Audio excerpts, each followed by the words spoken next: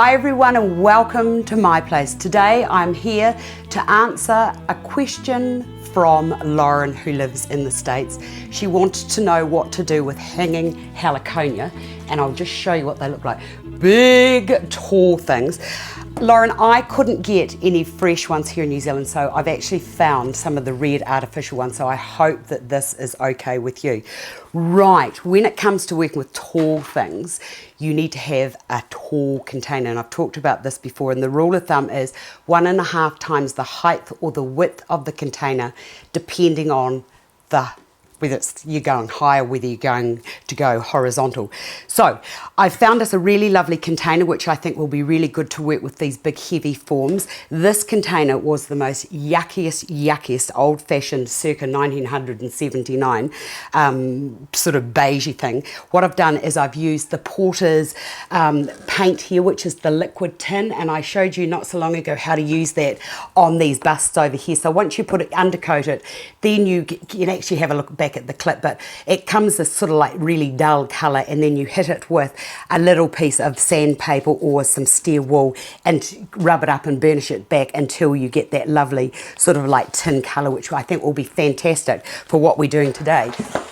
I hope you're noticing I've got more room down here, which is fabulous. I'm loving it. Right, in here I have got, if you don't forget, the rule is if you were using artificial you would use the grey foam, if you're using fresh you would use the green foam, and you soak it in the water. Right, into here I'm now going, and this is going to be one of those top down designs. So starting here, put these in first. Oh, I'm sorry I'm so tall, but I'm using tall forms, but I had to answer the request. Right, and I've only got 3 of these, so I'm going to put these in, wedge these down as far as I can and push that to one side.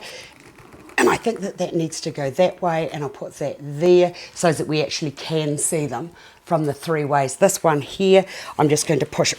Oh, right. So it's better than going to the gym working with flowers. Right, that there's got a bit of a movement on it, so if it's doing that now, it's going to continue to do that, so I'll just push and wedge that right in.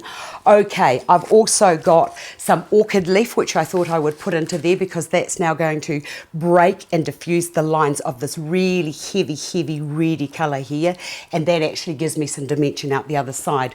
Right, I've also got these other leaves here, which I think will be a nice complement, and if you're ever stuck and you don't know what to do, just look at the colorways on the leaves and then look at the colorways of the stems or the flowers, and then just push in to put those in there. Just mix and make sure that your complements are, or use monochromatic colors if you're stuck. This leaf here, what I've done with this is, and I really love doing things like this, I've actually just rolled that around and caught it there with a little bit of wire. That can go into there. Already I'm starting to make this really beautiful picture, and it's almost like painting by numbers. Here I am right here. Right, the next thing I want to put into here are some different leaves. I really love these leaves, and I'm going to put one into there, and if it looks like it's going to move, this is wee tricky things that I like to do. Just take that around that stem like that, and of course because I'm using artificial, it means that I can bend and manipulate them to go to the way I want them. And with this one, I'm going to put that up into, oh, I think that needs to go down a little bit lower than that. Oops, I'm running out of room in here. Perhaps I should have put the leaves in first. Never mind. So I just want those leaves to go into there like that. And if it's still going to move around, you can just bend and manipulate around your other forms. And it's quite nice having that lovely plane level there. This I've just discovered is just a little bit too high. So we'll take that down so that we've got nice little steps. Right, from there, the next thing to do is to put in another piece of foliage. So I'm going to put that into there. Even though this comes from the bush, it's actually a nice complement with the other forms that I've used. Right, I've got these beautiful little lady slippers here, so I'm just going to put one of those into there and just step and graduate these down. I love working with tropical forms because you actually don't have to use very many to achieve something really visually exciting. So I'll just push that out to there like that. Aren't these wee slippers so beautiful? Look at that, it's so cute. Okay, the next thing is, I think I need to just lighten it up. Now I've got these anthuriums, and with these all I'm going to do is to just push those out to one side. I actually practiced this arrangement to make sure that I got it right for you. So that can just go into there like that. And these, the lovely thing about these is when you look into the anthurium and the shape of them, beside the beautiful leaves over the back, they're all sort of like lovely rounded shapes, but I've got, and that the lightness of that anthurium is being picked up and reflected into the little bits on the edges of the little slippers.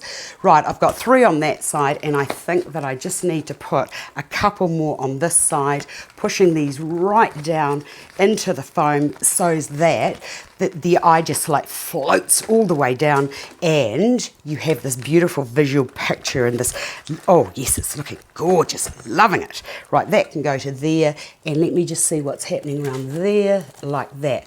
Right, beautiful way, and these actually remind me of leaves as well. So you've got this, and also when you look into it, you've got this lovely lustery sheen here, which is also being reflected through there. So it's just about getting your complements and all your colourways together. Right, you get to a certain stage and you think to yourself, are we all right? Do we need to put more stuff into it?